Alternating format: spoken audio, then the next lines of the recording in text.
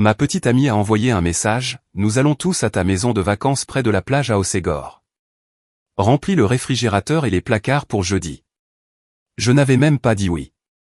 Quand je lui ai répondu non, elle m'a répliqué, nous y allons quand même. Qu'est-ce que tu vas faire?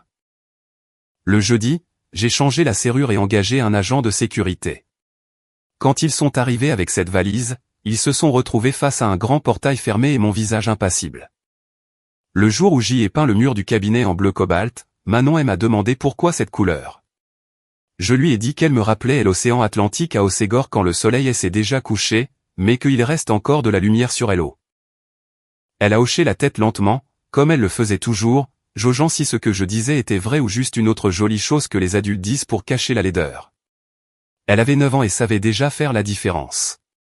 C'était en octobre. En mars, j'y allais me tenir devant un portail fermé par un cadenas neuf, regardant 3 femmes et 2 enfants qui étaient arrivés avec des valises dans une maison qui ne leur appartenait pas, après que je leur avais dit de ne pas venir. Mais avant d'en arriver là, je dois vous raconter comment tout a commencé. Et cela n'a pas commencé avec Valérie, cela a commencé avec moi, avec ma façon de confondre générosité et obligation, et avec le silence que ma fille construisait comme refuge pendant que j'y étais trop occupé à prétendre que tout allait bien. Je m'appelle Rémi Langlois, j'y ai 45 ans. Je suis dentiste à Toulouse, avec un modeste cabinet dans le quartier des Carmes qui sent l'eucalyptus et la résine dentaire. Je ne suis pas riche, mais je gagne bien ma vie. Assez pour subvenir aux besoins de mes 2 enfants, payer l'hypothèque de ma maison dans un quartier résidentiel calme de Toulouse, et avoir une petite maison près de la plage à Hossegor que j'y ai achetée il y a 5 ans quand Émilie vivait encore. Émilie était ma femme. Elle est morte d'un anévrisme cérébral un mardi de juin. Elle coupait des légumes dans la cuisine. Elle s'est plainte d'un mal de tête comme si de rien n'était. 20 minutes plus tard, elle était par terre. Il n'y a pas eu des adieux, il n'y a eu le temps de rien. Les secours sont arrivés vite, mais les dégâts étaient déjà irréversibles. Je suis resté avec Manon, qui avait alors 4 ans, et avec Jules, qui en avait 11. Jules était maigre, sérieux, doté d'une intelligence tranchante qui effrayait parfois ses professeurs. Il aimait démonter les choses et comprendre comment elles fonctionnaient. Après ce qui est arrivé à sa mère, il a arrêté de démonter des objets pendant une année entière. Il se contentait de lire en silence. Un jour, je l'ai trouvé assis dans la cour avec un tournevis à la main, faisant tourner une vis qui n'appartenait à rien, et j'y ai su qu'il commençait à guérir. Manon était différente, silencieuse, observatrice, avec une façon de regarder les gens qui vous donnait l'impression d'être lue. Elle ne faisait pas de caprices, elle ne réclamait rien, elle s'adaptait. Les adultes la décrivaient comme très mature pour son âge, ce qui est la façon élégante de dire qu'une petite fille a appris à avoir moins de besoins pour ne pas être un problème. La maison de vacances à Hossegor était notre refuge. Elle n'était pas grande, 3 chambres, une cuisine avec un comptoir en carrelage, une terrasse avec des chaises longues et un petit chemin de sable qui descendait à travers la pinède jusqu'à la plage. Manon dormait toujours dans la chambre du fond, celle qui avait une fenêtre ronde qu'elle appelait l'œil de l'océan.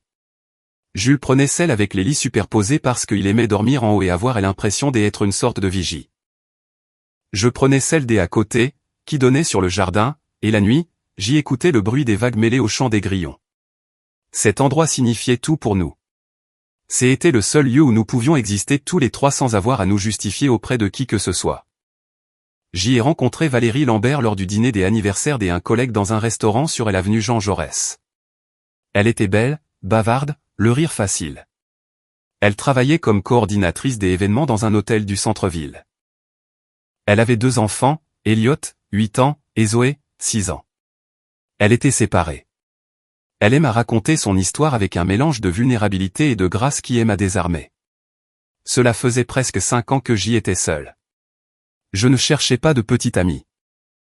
Mais la solitude a le don de vous faire croire que n'importe quelle chaleur est la bonne. Les premières semaines ont été légères. Des repas au marché des Carmes, une glace sur les quais de la Garonne, une marche dans le parc. Valérie était amusante, elle riait de tout son corps et quand elle me regardait, je sentais que quelqu'un me voyait en tant que personne et pas seulement comme un père, un dentiste, un veuf. C'était enivrant. Les problèmes ne sont pas arrivés avec une explosion, ils se sont infiltrés comme de l'eau. Dès à bord, ce fut un café qu'elle a oublié de payer, puis une course pour ses enfants que je pouvais régler en passant. Ensuite, l'inscription des Elliott au cours de natation parce que son ex n'avait pas versé la pension, le paiement de la facture de gaz de son appartement dans un quartier proche du centre, parce que ce mois-ci j'y ai oublié, une robe pour Zoé. Parce que la petite avait une présentation à l'école et que Valérie était à court d'argent. Tout arrivait enveloppé des urgences, de nature provisoire, juste pour cette fois. Je te jure que la semaine prochaine je te rembourse.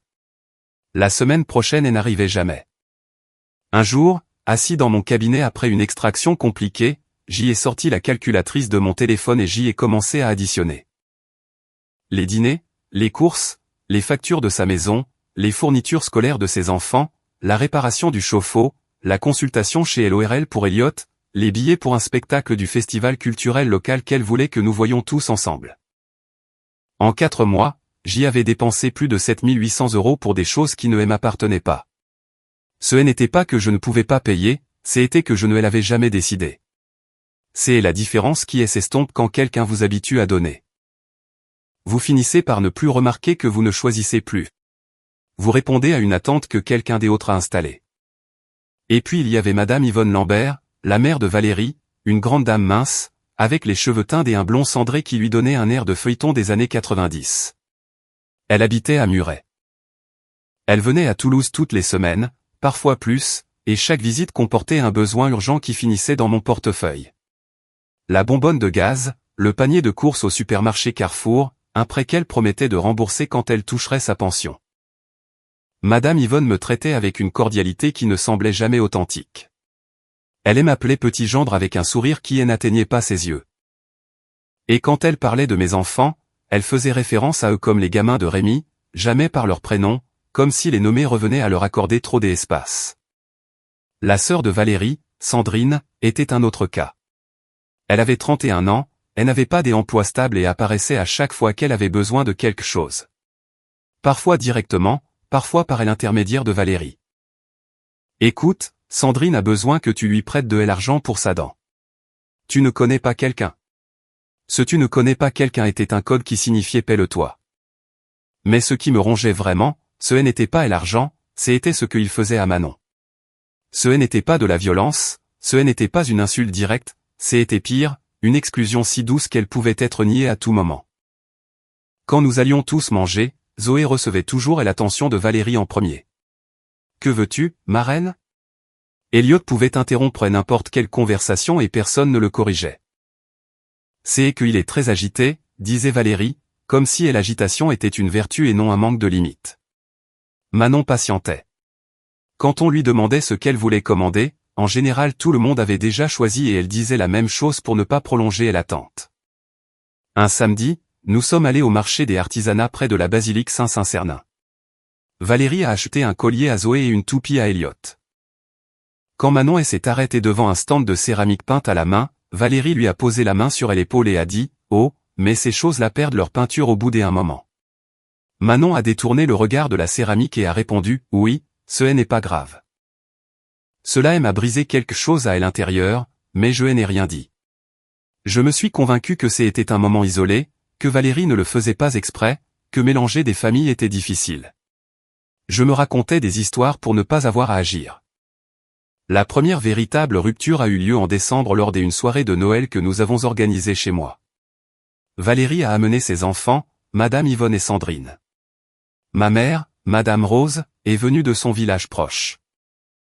Manon avait préparé quelque chose pour chacun, des porte-clés faits avec des perles d'argile qu'elle avait elle-même polies, un pour chaque personne. Elle y avait travaillé plus d'une semaine. Elle y a attaché une étiquette avec le nom de chacun, écrit au marqueur doré. Elle a distribué les porte-clés avec cette timidité qui lui est propre, moitié gêne, moitié espoir. Jules a reçu le sien et elle a accroché à son sac à dos immédiatement.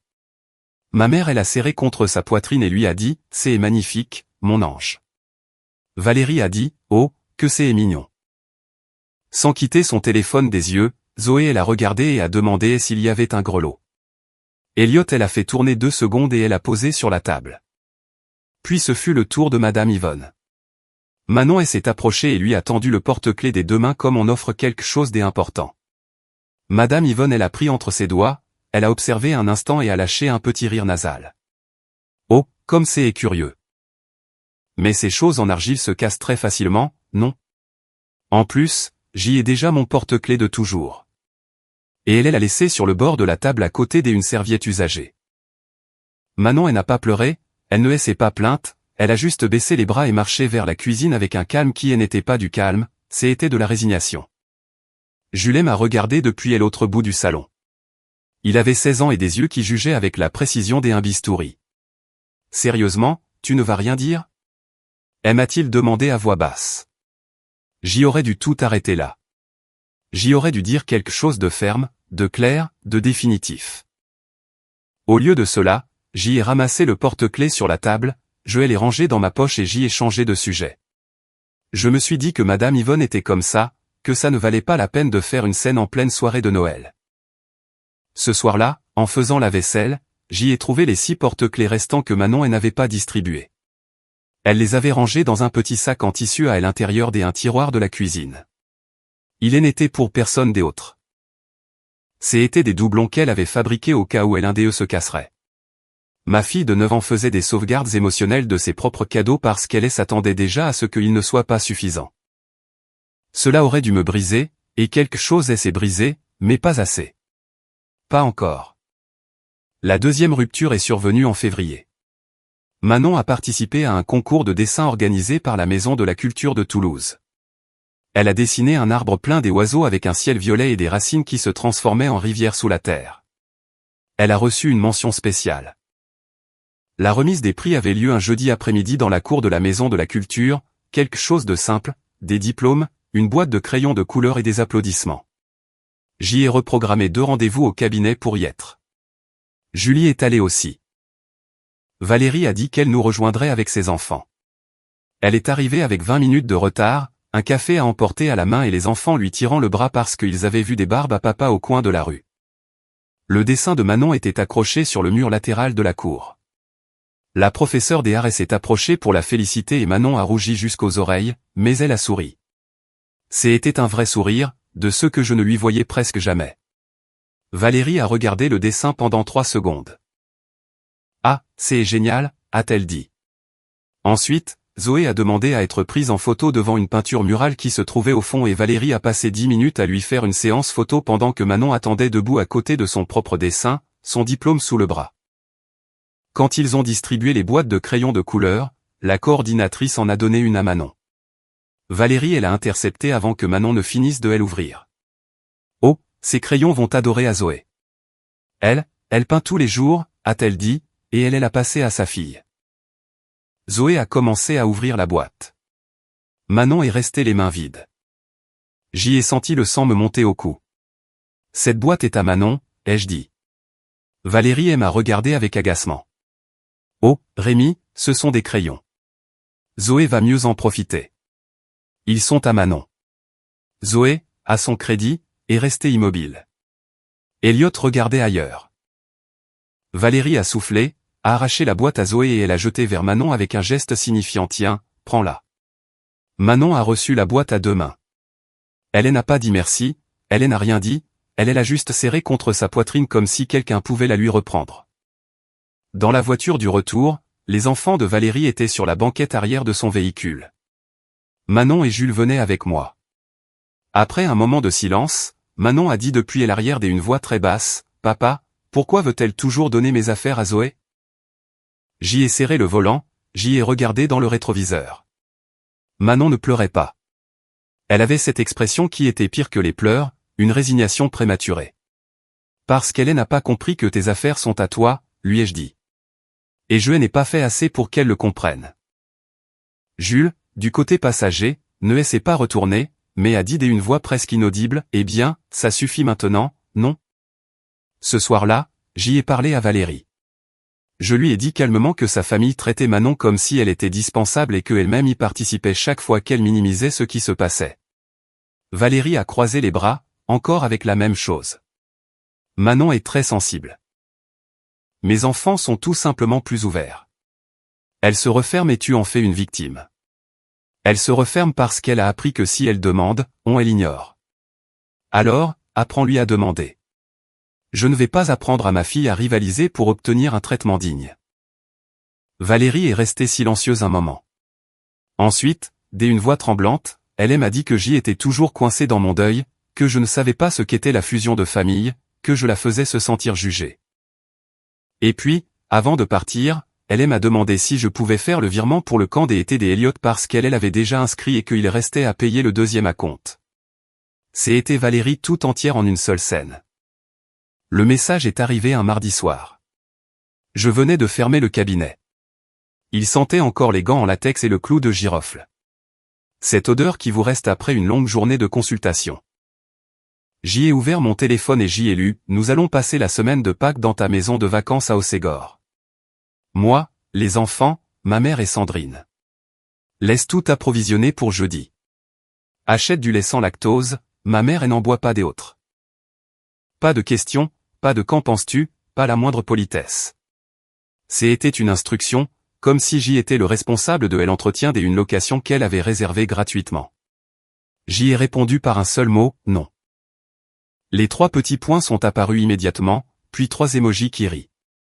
Ensuite, arrête de faire le clown. Nous y allons quand même. Que est-ce que tu vas faire? Je n'ai pas répondu. Ce que j'y ai ressenti n'était pas de la rage, c'était quelque chose de plus propre. De la certitude. La même certitude que vous ressentez quand un patient vous dit qu'il a une douleur qui ne cède pas depuis des semaines et que vous connaissez déjà le diagnostic avant de faire la radiographie. Ce n'est pas de l'intuition, c'est l'accumulation de preuves qui finissent par trouver un nom. Cette nuit-là, je n'ai pas bien dormi, non pas par nervosité, mais parce que je pensais à tout ce que j'y aurais dû faire avant et que je n'avais pas fait. À 5 heures du matin, je me suis levé, j'y ai préparé du café dans la cafetière en émail qui appartenait à Émilie et je me suis assis dans la cuisine dans le noir. L'horloge du micro-ondes affichait 5h17 avec cette lumière vert pâle. J'y ai pensé à Manon se préparant à disparaître dans sa propre chambre. Si Valérie et sa famille arrivaient. J'y ai pensé au petit sac avec les porte-clés de secours. J'y ai pensé à la boîte de crayons qu'on lui a presque enlevée devant tout le monde. À 6 heures, j'y ai commencé à bouger. J'y ai appelé le serrurier qui avait installé la serrure de mon cabinet, un monsieur du quartier de la Dorade qui s'appelle Gilbert. Je lui ai demandé de changer le cadenas du portail de la maison de vacances à Hossegor le jour même. Il m'a dit oui, qu'il y serait à 10 heures. Ensuite, j'y ai appelé une connaissance qui possède une société de sécurité privée sur la côte. Je lui ai demandé un garde pour jeudi après-midi. Rien de violent, juste une présence. Tu t'attends à des problèmes? M'a-t-il demandé. Je m'attends à de l'insistance. Lui ai-je dit, ce qui est la version polie de la même chose. J'y ai conduit jusqu'à Hossegor avant l'aube, 3h30 à travers la campagne. La route était encore humide à cause du brouillard matinal. Quand je suis arrivé, la maison sentait le sel et le bois chaud. J'y ai ouvert les fenêtres, vérifié les pièces, balayé la terrasse, coupé quelques branches de tamaris qui avaient poussé sur le petit chemin de sable. Gilbert est arrivé ponctuel, il a changé le cadenas en 40 minutes, m'a donné 3 copies de la nouvelle clé et est parti avec sa besace sur l'épaule, en sifflant un air. Le garde est arrivé après-midi. Il s'appelait Franck, la quarantaine, la pommade, des bras épais, un visage de peu de mots. Il avait été agent municipal à Hossegor avant de passer à la sécurité privée. Je lui ai montré des photos de Valérie, Madame Yvonne et Sandrine. Viennent-elles avec elle envie de se battre? A-t-il demandé. Elles viennent avec elle envie que je m'écarte, lui ai-je dit. Il a hoché la tête lentement. Ce sont celles qui se mettent le plus en colère quand ça ne marche pas. À 3h de l'après-midi le jeudi, mon téléphone a commencé à sonner. Des messages de Valérie, l'un après l'autre. Nous partons. As-tu acheté les serviettes que je t'ai dites? Ma mère veut la chambre du bas. Sandrine va apporter son matelas gonflable. Fais-toi juste un peu de place. Je n'ai répondu à aucun. À 18h30, un véhicule tout-terrain poussiéreux et une berline verte se sont arrêtés devant le portail. Depuis la terrasse, je les ai vus descendre. Valérie en premier avec des lunettes de soleil sur la tête. Madame Yvonne côté passager, s'éventant avec un magazine. Sandrine de la berline traînant une glacière. Elliott et Zoé ont couru vers le portail. Ils avaient fait leur bagage comme pour rester un mois. Des valises, des sacs de course, une bouée de piscine, des chaises en plastique, une enceinte portable. Valérie m'a vu sur la terrasse et a souri avec l'assurance de celle qui n'a jamais entendu un nom définitif. Rémi, ouvre. Je suis resté où j'y étais. Non. Le sourire s'est figé une seconde. Puis elle a ri. Arrête de jouer. Ouvre le portail. Non. Madame Yvonne a passé la tête derrière Valérie. Oh, mon garçon, ne sois pas impoli. Nous venons de Toulouse. Je vous ai dit de ne pas venir. Sandrine a laissé tomber la glacière sur le sable. Et c'est quoi son problème à ce mec? Il va nous laisser planter ici? Vous pouvez repartir par où vous êtes venu. La route est libre. Valérie s'est approchée du portail et a attrapé les barreaux. Franck a fait un pas en avant sans rien dire, les mains croisées devant lui. Valérie l'a vu et s'est arrêtée. Tu as engagé un agent de sécurité pour nous? Pour toute personne qui croit que ma maison est la sienne après que j'y ai dit non. Madame Yvonne a lâché un rire sec.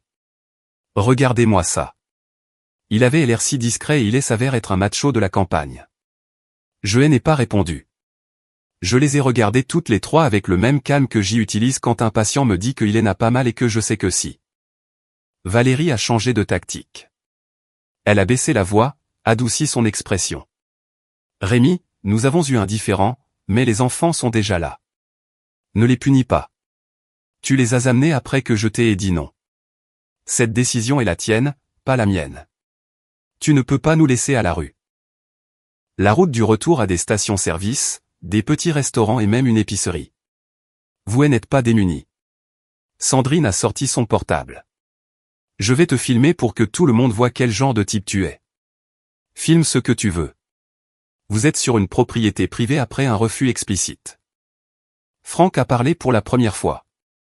Une voix grave, sans inflexion. Mesdames, j'y ai besoin que vous dégagiez l'entrée. Madame Yvonne s'est redressée comme si on l'avait insultée. Et qui est celui-là pour nous chasser? Le monsieur qui vous demande gentiment de vous retirer avant que cela ne cesse d'être gentil. A dit Franck sans bouger un muscle du visage. Valérie m'a fixé du regard. Ses yeux brillaient, mais pas de tristesse, de calcul. Elle cherchait l'angle, la phrase qui me ferait céder. Je la connaissais bien. J'y avais vu ce regard à chaque fois qu'elle avait besoin d'argent. Tu fais ça pour la petite, n'est-ce pas? Parce que ta fille est sensible et que tu ne veux pas l'accepter. Elle est restée figée. Il y a des phrases qui franchissent une ligne dont on ne revient pas. Celle-là en était une. J'y ai répondu d'une voix que je ne reconnaissais pas comme la mienne, plate, définitive. Ma fille n'est pas bizarre. Ma fille a appris à se taire parce que à chaque fois qu'elle parlait, vous l'ignoriez et je l'ai permis. C'est fini. Madame Yvonne s'est approchée du portail. C'est que tu élèves cet enfant comme une fleur de serre. Elle a besoin de voir le monde. Elle a besoin qu'on la traite comme les autres. Vous la traitez plus mal que les autres. C'est la différence que vous ne voulez pas voir. Sandrine a soufflé. Quel dramatique. Ce qui est dramatique, c'est de venir avec cette valise dans une maison qui n'est pas la vôtre après qu'on vous ait dit non, et de se fâcher quand vous trouvez la porte fermée. Valérie a fait un pas en arrière. Elle s'est essuyé les yeux avec le dos de la main. J'y avais déjà vu ses larmes. Elles apparaissaient vite, elles étaient bien contrôlées et coïncidaient toujours avec le moment où elle perdait quelque chose. Accès, argent ou contrôle? Que est-ce que je dis à mes enfants? A-t-elle demandé. La vérité, que vous êtes venu sans permission et que la réponse a été non. Tu es un misérable. Je suis un père qui a arrêté de jouer à prétendre que tout allait bien. Elliot me regardait depuis la vitre de la voiture en fronçant les sourcils. Zoé avait un jus à la main et semblait plus ennuyée que triste. Aucun des deux n'était dévasté. Les enfants sont plus résilients que ne le croient les adultes, surtout quand les adultes arrêtent de les utiliser comme argument. Valérie est restée debout une minute de plus, respirant fort. Puis elle s'est retournée, est montée dans la voiture et a claqué la portière. Madame Yvonne est montée avec la dignité blessée de celle qui n'a jamais pensé qu'un portail pouvait se fermer devant elle. Sandrine a balancé la glacière dans la berline et a démarré en soulevant la poussière. Franck et moi sommes restés silencieux jusqu'à ce que les voitures disparaissent au tournant. Elles sont toujours comme ça? A-t-il demandé. Pas toujours. Parfois elles demandent aussi de l'argent. Il a ri une seule fois, brièvement, et a continué à regarder la route vide. Je suis entré dans la maison. Je me suis assis dans la cuisine face au comptoir en carrelage que Émilie avait choisi lors d'un voyage. J'y ai posé mes mains sur la surface froide et je suis resté là un long moment, sans penser à rien de précis. Ce que je ressentais n'était pas un triomphe, cela ressemblait plus au silence qui reste après un tremblement de terre, du soulagement, du désordre, la certitude que quelque chose a bougé et que plus rien ne sera à la même place. Mon téléphone n'arrêtait pas. Des messages de Valérie, de Sandrine. Une note vocale de Madame Yvonne qui a duré 4 minutes et que je n'ai pas écoutée. Puis un appel de ma mère. J'y ai répondu à celui-là. Mon fils, a dit Madame Rose avec sa voix habituelle, ni alarmée ni tranquille, juste attentive. Valérie m'a parlé. Elle dit qu'il y a eu un problème à Hossegor. Il n'y a pas eu de problème. Il y a eu une limite. Silence.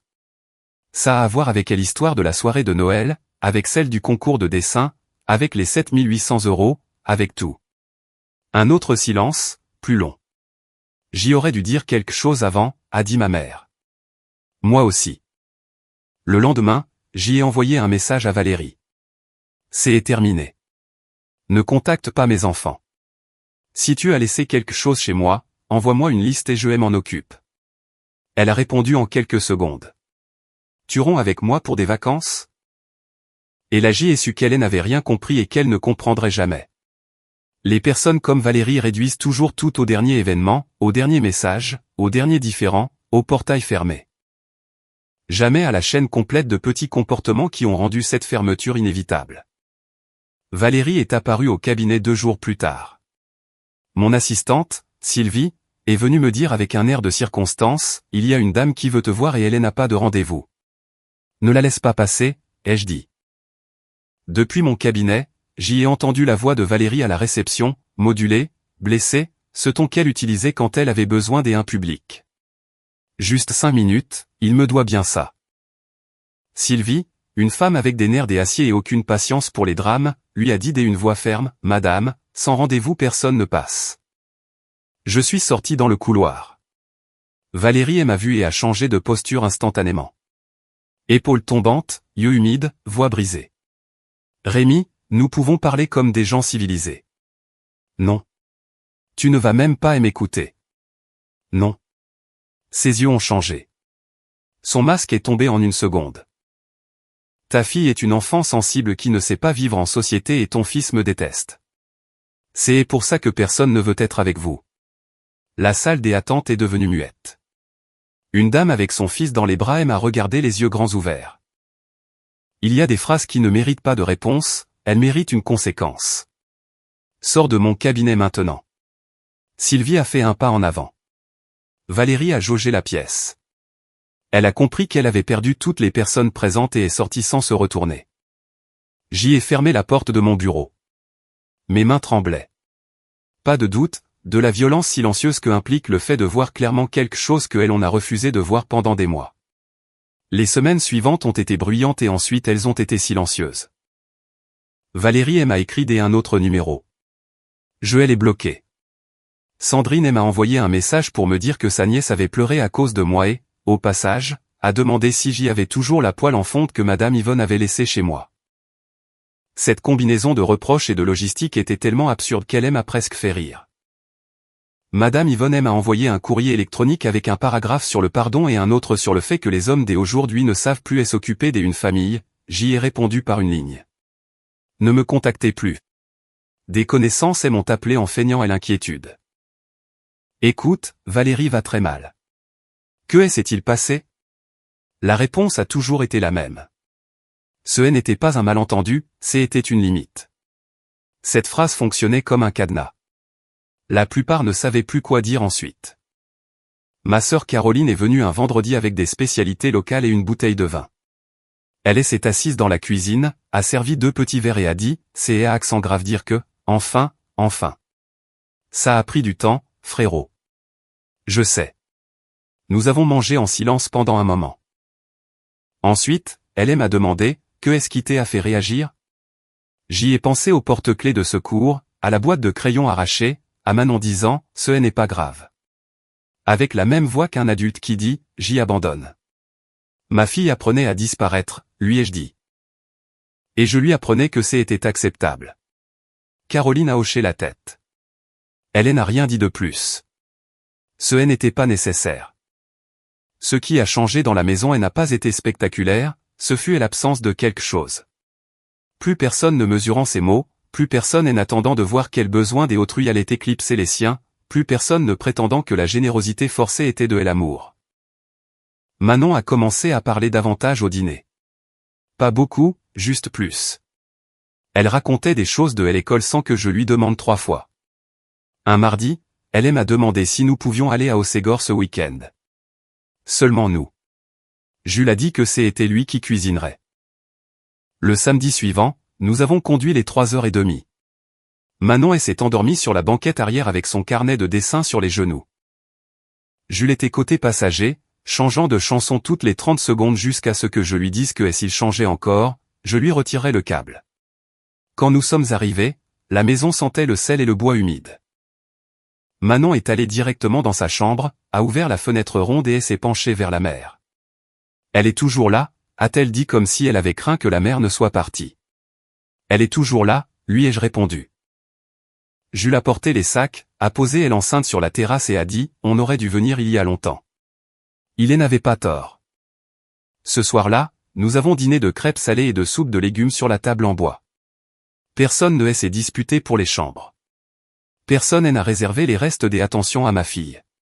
Personne n'a parlé par-dessus elle, ni n'a rebaptisé sa déception en sensibilité. Ensuite, nous nous sommes assis sur la terrasse. Le ciel était rempli d'étoiles comme il ne se remplit que sur la côte atlantique, loin des lumières de la ville. On entendait la mer et les grillons, rien de plus. Manon s'est appuyée sur mon bras. Au bout d'un moment, elle a dit « Je pensais que tu allais les laisser entrer ». Il n'y avait pas de reproche dans sa voix. C'était le plus dur. Elle ne m'accusait pas. Elle décrivait seulement ce qu'elle attendait de moi, en se basant sur ce que je lui avais montré pendant des mois. Je sais, lui ai-je dit. Mais tu ne les as pas laissés. Non. Elle est restée silencieuse. Puis elle a tiré sur un petit fil de la chaise longue et a dit, elles ne vont plus venir. Non, plus maintenant. Elle a hoché la tête une fois. Quelque chose s'est relâché dans ses épaules, quelque chose qu'elle portait depuis des mois. Jules, depuis l'autre chaise longue, faisait semblant de ne pas écouter, mais j'y ai vu qu'il a enlevé ses écouteurs. Une semaine plus tard, une enveloppe est apparue sous la porte de ma maison. À l'intérieur, il y avait une photo d'une journée à la plage. Moi, Valérie, les 4 enfants sur le sable, tous souriant avec ce sourire que les gens arborent quand ils ne savent pas encore ce qui les attend. Au dos, avec l'écriture de Valérie, tu as tout jeté à la poubelle par fierté. J'y ai regardé la photo un moment, non pas parce que je ne ressentais rien. Certains moments avaient été réels, une certaine affection avait été sincère, mais le mot me confirmait ce que je savais déjà. Valérie continuait de croire que c'était une question de fierté. Pas l'exclusion de Manon, pas l'argent, pas l'invasion, pas le fait que mon nom lui semblait être une blague, seulement ma fierté. J'y ai sorti la photo de l'enveloppe, je l'ai rangée dans une boîte avec des choses que je n'étais prêt ni à jeter ni à garder. J'y ai déchiré le mot, j'y ai recyclé l'enveloppe. Ce n'était pas dramatique, c'était juste une conclusion. Un mois plus tard, j'y ai emmené les enfants à une grande fête folklorique régionale. Manon a mis une robe brodée que ma mère lui avait offerte. Jules s'est plaint de la chaleur, mais a mangé 3 spécialités locales. À un moment de la danse, Manon s'est tournée vers moi et a dit « Le prochain dessin sera là-dessus ». Je n'ai rien dit, je l'ai juste regardé dessiner en l'air avec son doigt, traçant les couleurs des jupes qui tourbillonnaient devant nous. Ce soir-là à la maison, Manon m'a apporté un papier plié sur la table du petit déjeuner. Je l'ai ouvert.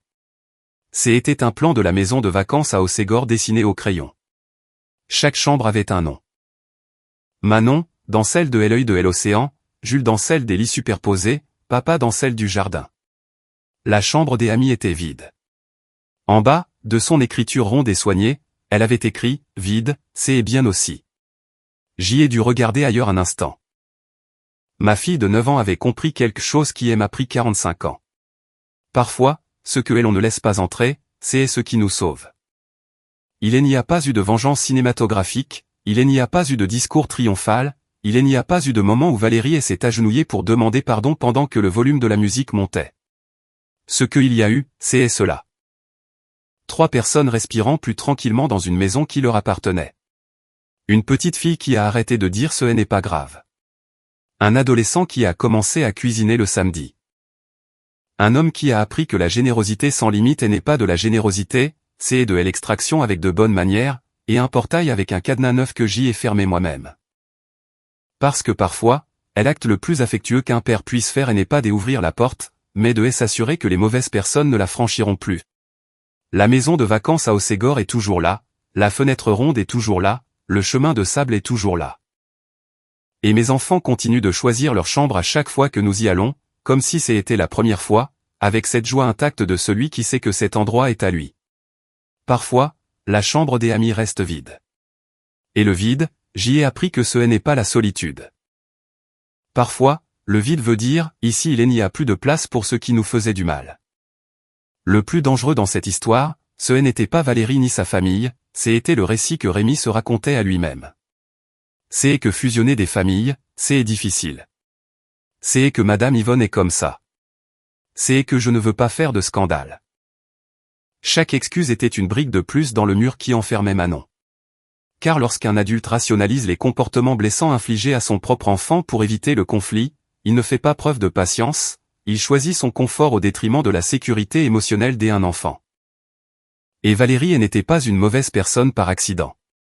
Elle savait exactement quand utiliser les larmes, quand utiliser les enfants comme bouclier, quand détourner le sujet vers l'argent. Ce n'est pas de la maladresse émotionnelle, c'est de la stratégie. Si quelqu'un dans votre vie transforme chaque faveur en routine et chaque refus en offense, vous n'êtes pas dans une relation, vous êtes dans un système d'extraction. Commentaire, j'espère que cette histoire vous a touché autant qu'elle m'a touché. Poser des limites claires n'est pas un manque de gentillesse, c'est une marque de respect envers soi-même. Nous confondons parfois la générosité avec l'obligation de tout accepter. En tant que parents, notre plus grande responsabilité est de protéger la sérénité émotionnelle de nos enfants.